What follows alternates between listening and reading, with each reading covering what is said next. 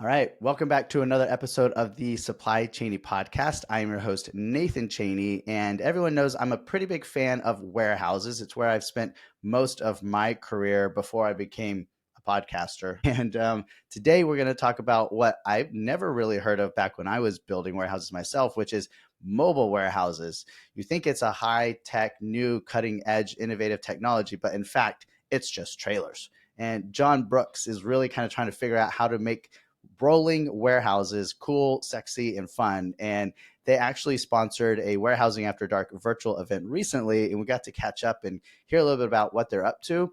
I thought it was interesting enough, and I thought John was interesting enough to invite him on and see if we can get a little bit more words of wisdom and fun sayings out of him. He seems chock full of them. So, John, welcome to the podcast. I'm really looking forward to digging into your past and how you kind of got to this point in your career. And with that, I'll kind of hand the digital microphone over to you and let you introduce yourself in a little more detail. Nathan, thank you so much for having me. I really appreciate the opportunity, enjoying the content that you're putting out there and being part of this ecosystem. So thank you for this. Yeah. Yeah, my story is pretty simple. From the very beginning, I was an accountant. I started my career with Arthur Andersen. I like to tell people I was rearranging the deck chairs on the Titanic as that thing was collapsing. So I went through that whole experience. Never worked on Enron, never worked on WorldCom, and I never shredded any documents for whatever it's worth. I guess I didn't get the full experience. But from there, I started this adventure of working in the private equity space. So private equity backed companies, really cutting my teeth on that whole investment thesis and the buy and build of a platform and so forth. And Warehouse on Wheels really came to me when I was a customer. So I was Okay. responsible at one of my CFO, COO stops for running a warehouse.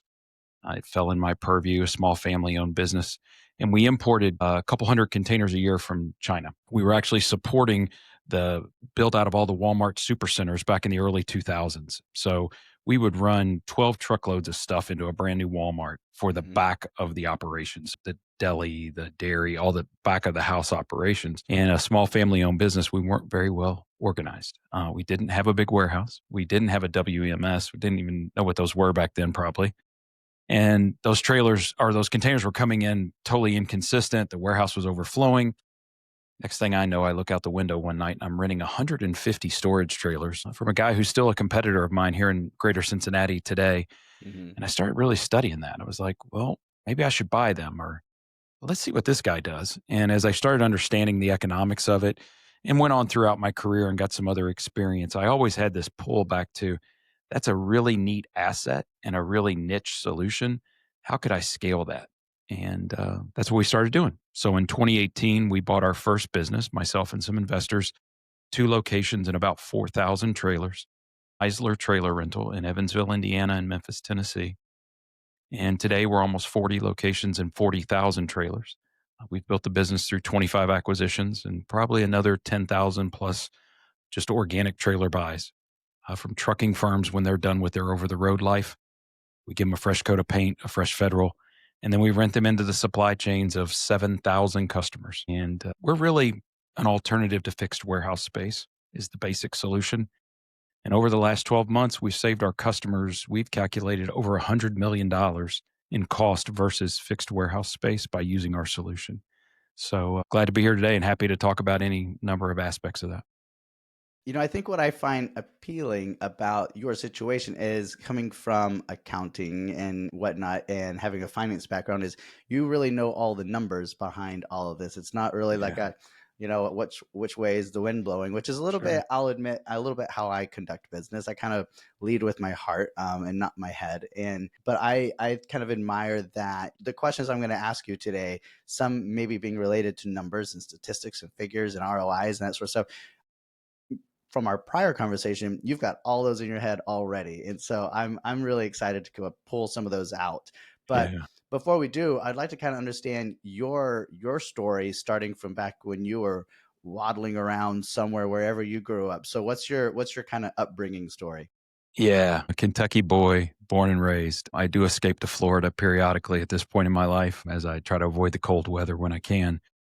But yeah, no, formative years in Louisville, Kentucky, undergrad in accounting, Bellarmine University, which a lot of folks don't know unless you're in that particular area, but they're known for their accountants and their nurses. So I was in the accounting side of that equation. And as I mentioned, really started my career in public accounting and thought that's what I was going to do my whole life. I was pretty much convinced. In fact, while I was at Arthur Andersen, I sort of knew I would have to leave Louisville at some point to make partner. So I started working on my MBA at Notre Dame. Mhm. So I often tell folks Notre Dame didn't want me as an undergrad because I wasn't smart enough, but they took my money as a grad student. So I was glad to join. And from there, really started this career of private equity. I've worked for 7 different private equity firms at this point. So I kind of know the good, the bad, and the ugly. But yeah, just humble beginnings. If you really want to know, single mom and latchkey kid and all those sorts of things that come with learning responsibility early in life, which I think serves me well throughout my career, but just really blessed. I mean, there's no real challenging stories, no, bottom of the curve kind of thing or interesting Yeah. thing I can add for Well, that. what about what was some of your first ever work experiences? Were you Yeah. the lawn care business, Yeah. or working down at the restaurant? I mean, what was your earliest experiences in the world of business and commerce? So, 2 things there. One, my mom sent me to work at my uncle's cabinet shop when I was 12 or 13, and Okay. she thought I was going to be sweeping the floors all summer. Well, he literally had me on a table saw cutting boards and making cabinets. And after 3 trips to the ER that year, we realized that probably wasn't my calling. So, I told my wife my toolbox is my checkbook, and that's really grounded in that experience. So, and then from there, really went to a lot of agricultural stuff. So Kentucky kid back in the day, Hmm. every facet of raising tobacco, for example. So setting it in the field, topping it, cutting it down, hanging it in the barn, stripping it and getting it to markets. Those were some pretty formative experiences that probably made me appreciate education a lot. You know, Just saying that reminds me of like a lot of my earliest high school, all through high school. I worked at a Christmas tree farm here in Hmm. East Texas, and it was not appropriate because it's East Texas, so it was pine trees that were shaped like Christmas trees out in a field about 30 acres. And so during the summer, I would help like maintain them, and during the wintertime, I'd help sell them and tie them on people's cars. But all throughout the summertime and spring and fall, you needed to shape. You Yes. take this big razor sort of thing and shape the tree so it doesn't start trying to act like a normal pine tree. And so there was always work to be done on this Christmas tree farm. But that getting a little bit of dirt under your fingernails sort of thing, I think builds a lot of grit and determination and creativity and all those sort of things I think that you need to be a business owner and operator when you grow up later on. What did you think you wanted to be? What drove you to go study accounting in the first place? Yeah. So I actually was registered to be pre med. I was going to go to another university and grow up and be a doctor. I thought I wanted to be a pediatrician. And as I started understanding, I was the first one to go to college. So as I started understanding the time commitment and the financial commitment, it kind of freaked me out, quite honestly. And ultimately, I'm not sure I would have been smart enough to do that kind of work. So it's probably a good thing. There's probably some divine intervention there.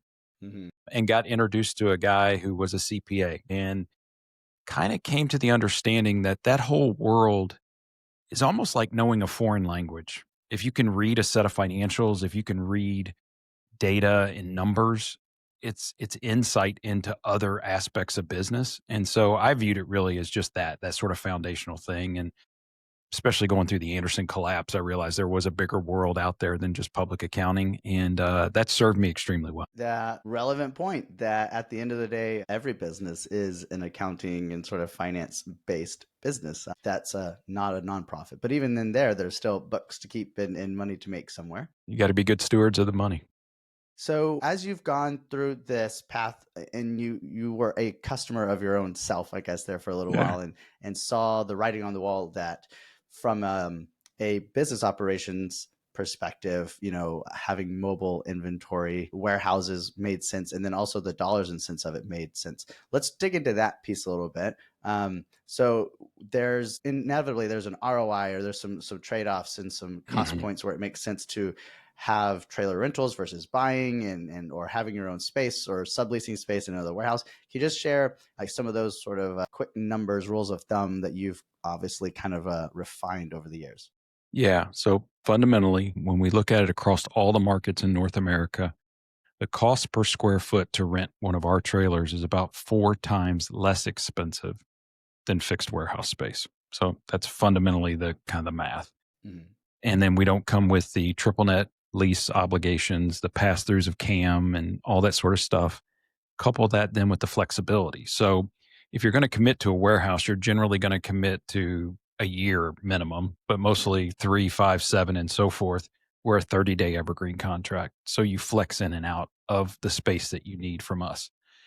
And for us, what I think is the biggest testament to that value prop is we have customers, sold names, global auto manufacturers, Fortune 100 companies that have been using our specific solution and partnering with us for over 2 decades.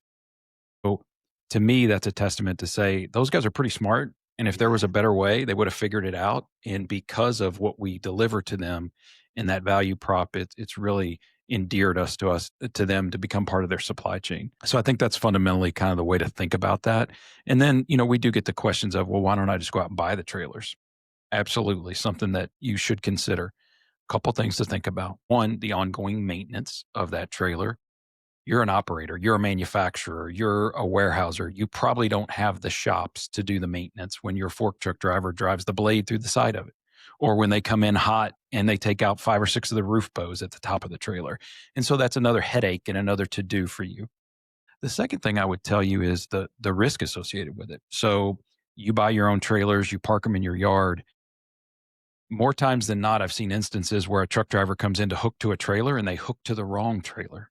So God forbid they hook to that trailer, which you haven't federaled, you haven't done the maintenance on, and then it starts rolling down the road and there's complications. And if you haven't properly insured it, if it's not part of your scheduled auto and things like that, all these other risks come into play that we're taking care of as the service provider. And I think you probably heard me share, we talk about Ritz-Carlton service at the Hampton Inn price. Mhm. That's how we deliver our value to our customers. There was another one, which was there's the concept of, I think it was dry and dark or something Safe, like dark, and that. dry. Safe, dark, and dry. That was Yeah, it. And it's because, one of the questions early on that I asked you was, there's folks that may be putting valuable parts in these things that you absolutely. don't want to get wet. You can't let, some people will feel like having it within concrete walls in a warehouse will Yeah, keep it safer, drier, more protected. Um, sure. but and so putting it in an old trailer out in the yard might not make people feel comfortable about it. So, but you all kind of work on making sure that that is not a Quite honestly, it's just the basic necessities of what we provide. We need to have a trailer that I call as safe, dark, and dry and shows up ready to go to work. And when something does occur, again, that fork truck driver putting a blade through it, knocking off some roof bows, we have the infrastructure to come service that right there on your site and take care of it. And really, we view it almost in parallel to like pizza delivery. When you need a trailer, you need a trailer. So we're going to deliver it to you in a matter of hours. When something goes wrong with it on your site and someone damages it or something like that, we're going to respond within a matter of hours to keep you up and running because we understand the importance of not disrupting your operating cycle. Is there any question? I mean, the interesting thing is I've only learned about you all maybe 6 months ago. It was at first like I was like, it's a warehouse store, it's just storage trailers. But Sure. as I've gotten to talk with you and learn more about the business model and whatnot, it just seems like such an underrepresented or untapped concept, except for people that are really using trailers, I guess. Yeah. What has it been like as you've been kind of on this path to take your own value prop and try to go scale it out? What are some of the things that you've seen out in the market of people using trailers? Any trends? Any insights along that journey? Yeah, absolutely. It's a great question. A couple things. Obviously, right now, near and dear to everyone's heart is tariffs. And so, as people have tried to buy ahead or otherwise manage their inventory flows that aren't necessarily natural to their supply chain, we're Right. a great pressure relief valve for that, quite honestly. If you Makes think a lot of back to like sense. COVID, when everyone was out of space and didn't have anywhere to put it and all that sort of stuff, again, another great use case. So, a couple of situations where there's literally turmoil in the supply chain, in the economy, and we're that pressure relief valve. The other thing I would tell you, though, is that actually, as people get to know us and use our solution, we become ingrained in their supply chain. So, one story I have that I often share is we have a plastics manufacturer, someone that makes drinking cups for quick service restaurants. Okay. Hmm. And so they get a PO at the beginning of the year that says we're going to need 2 million cups over the next 12 months. Well, in the plastics business, Very important to optimize your inputs, your raw materials, that where you buy your resin, and that fluctuates with petroleum prices and so forth. And then it's also usually optimal in formed plastics to optimize the throughput of your facility so you don't have to change the tools out and disrupt the flow. So where we support that customer is we allow them to buy in advance the resins, depending on where the market goes, and they can store that in our trailers. But also they can produce that full year's worth of unprinted cups, if you will. They palletize them, shrink wrap them, put them on our trailers, and park them 300 yards from their facility. And then when that customer calls and says, okay, for the first quarter, we're going to need a third of those and we want this on it, they back them up, they print them, they put them back on our trailers, park them 300 yards from the facility. And then when the 3PL shows up, they cross dock that and then it's off to their customer. They've been doing that for 20 plus years. So we've shown them the value, and they'll run anywhere from 500 trailers to 1,000 trailers.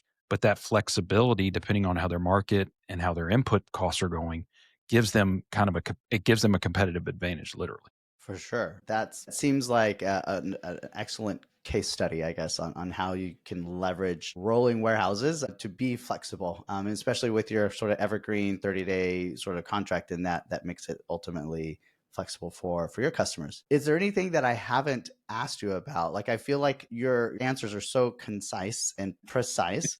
And it's all just like so clear and obvious. Like, I'm like, it's usually hard for me to like run out of questions to ask someone. But here in a minute, we're going to turn to just observations on life and business here. But any sort of stones that we haven't turned over here with regards to warehouse on wheels? I think there's a couple of things. You mentioned this a little bit, but as far as making people aware of the solution. So one of the Mm, challenges in our business is the frontline folks, the warehouse manager, the plant manager, the general manager, that's who needs our solution. That's who's on the front line dealing with the fact that something's happened and they mhm, need flexible storage.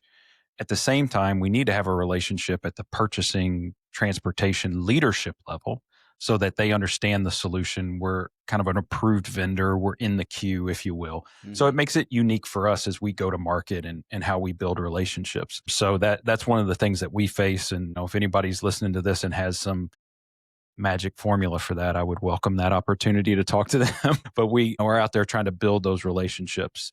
I'm really proud of the fact that we in fact measure our business. We look at a churn model. So think of us kind of like software as a service, and we're 90+% on those top customers. We just do not churn a customer once they kind of come to the solution, Mm. understand the level of service and what we deliver.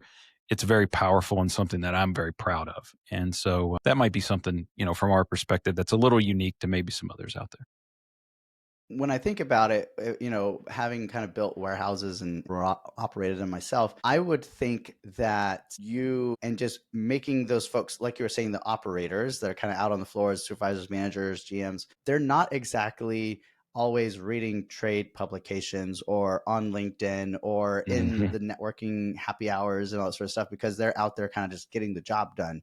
Right, And so for you, there's millions of those people that you need to try to get right. in front of. So like I really like talking about marketing these days. So Yeah. it's a hot topic for me. So I'm kind of Mhm. curious, like what are some of the things you've done maybe that have been successful because you're not much different than a lot of other companies that need to try to get to those folks that are really doing the work and get in front of them Absolutely. and let them know about what your solution is. So any kind of tips on how that has gone well for you or any struggles you've had or Yeah. things you've tried where it didn't pan out? You know, what I really like about how we've built this organization is from the early days, we empowered our general managers that run each of our markets. So pick a city, Dallas, Texas, Louisville, Mhm. Kentucky. That GM is the local market CEO for that 150-mile radius. And the expectation is they're going to hire, fire, buy, and sell. They're going to run that business like an entrepreneur. And we set up a structure where market based pay, bonus solely based on their location's performance, and then equity in the business. So they're all shareholders. Okay. And so what happens is those local market CEOs then are empowered to go out and build those relationships at the local level. We measure it on a concept, or we have historically measured on a concept I call 30-90. So my expectation is every 30 days, that local warehouse manager will hear from you in some form or fashion, email, phone call, visit, whatever. every 90 days, they should see you. You should be boots on the ground and checking in on their situation and what they're dealing with. Because ultimately, our spend is not planned for. People don't think 6 months from now, I'm going to run out of space and I'm going to need these storage trailers. No, they're literally running out of space and need the storage trailers. So that top of mind, that continuous kind of contact point without being annoying is, and building a meaningful relationship is very, very. At the opening of this, I was kind of joking about, trailers being cutting edge and innovative and high tech, but I'm kind of curious, do you, you can't have a conversation in warehousing or logistics and supply chain without talking about technology and, AI and all that sort of stuff. So I'm kind of curious how you all, if you leverage technology and AI in your operations or support. Well, I usually open my talks these days with, I'm not going to try to sell you anything AI. But then I quickly have to point out you can't spell trailer without AI. So I usually, get some low key There you laughs. It's a go. dad There you joke. go. It's All all right. that The kind of dad stuff. joke. So There you da da go. da. Good job. What we really do for our customers, because of the scope and scale of what we've built, is we give them visibility. So I was just on a call yesterday with a major retailer, and what they came to realize was every one of their DCs is renting storage trailers from someone. So they're either renting them from a small mom and pop operation that can't really flex up and down as they have needs. They're renting it from maybe their transportation firm, which is probably charging them a pretty steep premium because they get paid to pull those assets. They don't want them sitting. And what we do is we come in and we can service all those facilities, and we can give you the data to know what you're actually spending here. Because the spend oftentimes gets lost in the wash, kind of an MRO type spend, because it's relatively inexpensive per trailer per month. But when you look across an entire network, we show up with the tools, the technology to be able to say, here's where you've got assets deployed, here's how they're being used for this period of time, and here's the investment that you're making. And so for us, I think that's a real win at the corporate level. The other thing is we've actually been environmentally certified. We are considered environmentally friendly relative to fixed warehouse space. And so for folks that are worried about ESG compliance these days, these acronyms escape me sometimes, we provide that benefit. And so that sometimes is another light bulb moment for folks to think, okay, well, we're required to measure our success in that area, and these guys can help us. I'm going to want to start moving this conversation toward just general observations and Yeah. notes of wisdom from you. And so one question that I often ask folks is, do they have a favorite kind of quote or book that they kind of turn to and kind of, the thing that you write up on the wall in front of you to kind of like motivate you every day to get out of bed or get through challenging times. I'm curious if you've got one or two of those kind of in mind. Well, I would tell you that my personal statement, this isn't a quote from anyone, this is just what I've formulated over the years for myself to hold myself accountable, is I often say, listen first, pray for wisdom, lead with courage, and own the outcome. And to me, that really sums up how I want to be as a leader. Is I want to default to listening to my team and engaging and making sure that everyone understands they have a voice and a seat at the table. I ground myself in my faith. It's important to me, and I want to make sure that that's a cornerstone of how I make decisions. And then once you commit to the decision, you got to stand in the front of the boat and you got to take whatever comes. And then ultimately, wherever the outcome is, it's not about anyone else and their decisions, and I got to own it. Hmm. And that all the own it part is grounded in a book that's foundational to us, and we follow, which is extreme ownership. Okay. Okay. So when you come to work for us, you get a copy of it. We put you through a book club. We send you to their events. We've even sent our general managers out. We had a company specific field training exercise. So you're running around with military grade laser weapons and you're doing things, but then you're coming back and you're debriefing on how you reacted in moments of stress and how you implemented the concepts in the book. So it's truly foundational to kind of the cultural build that we've done here. That's actually a good segue to another question I had. Mhm.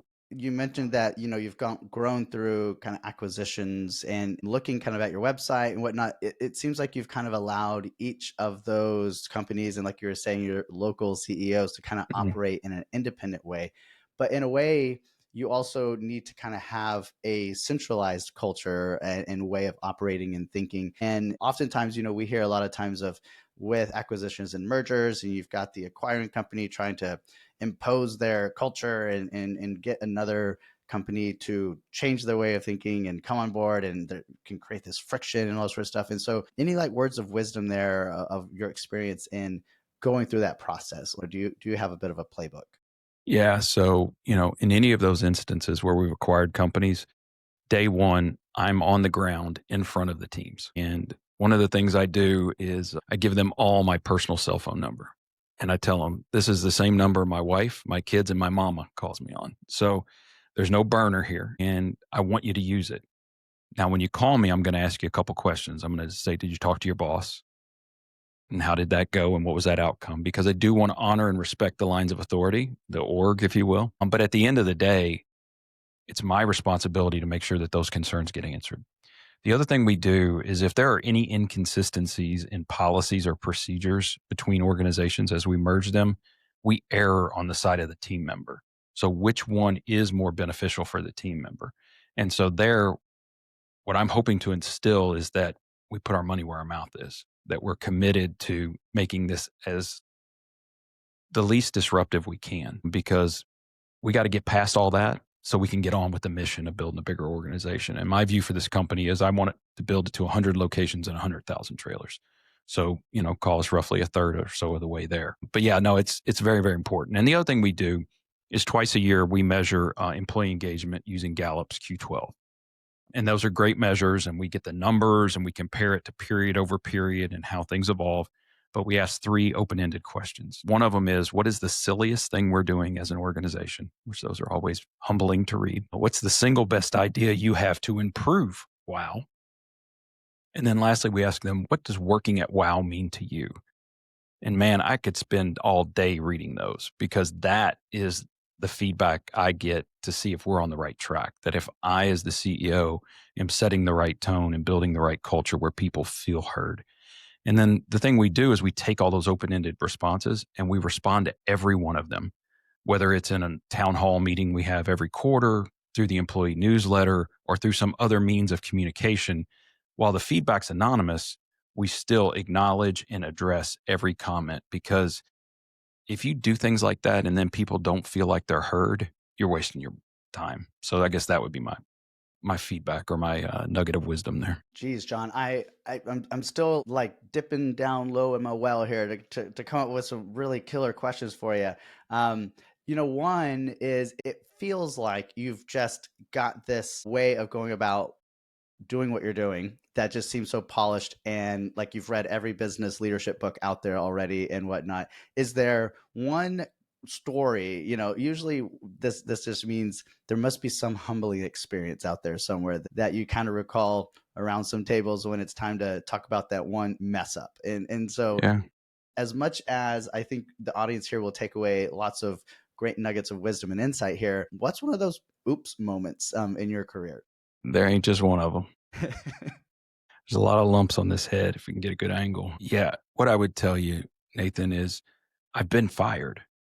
So there you go. I've been in situations and points of leadership where it just hasn't worked out. It hasn't been the right fit. And so it's happened. I would also tell you that I was trying to be a student of leadership along the way. And so I tried to figure out, as I was a CFO or a COO, not sitting in the CEO chair, Mhm. what worked in other places and what didn't. And what it really boiled down for me was authenticity and a consistency. Yes, things have to change, but your communication style, your approach, your transparency has to be consistent. So when those moments of change come, they're more easily digestible. I'm messing up my word there. There you go. The hayseed's coming out in me. But yeah, I would just tell you that I've been fired. I haven't always gotten 5-star performance reviews. I mean, I posted something on LinkedIn a while back that was funny. I said early in my career, my emotional intelligence level was probably very, very low. Well, it wasn't probably, it was. And I was a bull in the china shop. And it was funny, the level of engagement in that post from my former colleagues, like at Arthur Anderson and stuff, guys agreeing with it and liking it that never liked my stuff. And I'm like, so I had to quickly put an add on to it to thank them for, one, acknowledging my shortcomings, but two, also still being my friends in spite of all of that. So Mhm. yeah, the click of emotional intelligence and that maturity as a leader, learning from others' experience and trying to build on that and just be better. Man, even your mess up story sounds good. So on your LinkedIn profile, you talk about I think under your main heading about being a motivational speaker and whatnot. Can you maybe take us out on some of those other things you do outside of work Yeah. and that kind of bring fulfillment to your life? Yeah. Yeah. It's funny, the motivational speaker thing. Yeah, I've given some talks, but I'm not on the circuit. I don't have an agent, any of that kind of stuff. It's usually whoever will have me, like guys like you that'll have me on things like this. So for me, really, the fulfillment outside of work comes from my family and what they're doing now. My kids are reaching that stage where they're all off the payroll, Mhm. relatively speaking, and they're doing their own thing. So I've got a daughter that's practicing law who was she's the stellar student in the family and did an amazing job and is doing an amazing job. I got a son that's in Texas. He went to Ole Miss and met a bunch of Texas guys, and I'm never getting him back to Kentucky. He's found Texas. He's building houses of all things. It's a Uh-huh. skill I didn't even That's know he had, and so Well, it's it just so came from fun. your cabinet building roots Well, back he in your hasn't had the teenage trips to the years. ER. And then my stepchildren are just amazing. My stepson works here in the business with us. My stepdaughter actually is getting married a week from Saturday. So Mhm. that's coming a big event in our life. And then my wife, I always talk that, she's sort of my rock, my refuge where, all of this all day long, talking about business and trailers and Mhm. managing 40 locations, 300 people, dealing with all of that, and just being with her and spending time with her just brings that all into a state of calm and just a great life. So I'm very, very blessed. I appreciate the time today. So Absolutely. any last bits of insight or info for folks as we part on today's episode? Really appreciative of the time, folks that have taken time to listen to this whole thing and me blabber on. So thank you for that. If folks want to reach out, I'm on LinkedIn, Jonathan Brooks. Feel free to. I'm big on paying it forward. So if there's somebody in my network that can be helpful to you, or your listeners, by all means, let's make the connection. Let's figure out what makes sense, and I'd love to help folks. Excellent. Well, I look forward to seeing you in person sometime soon. I'm sure we'll run into each other soon. Absolutely. Thanks, Nathan. All right.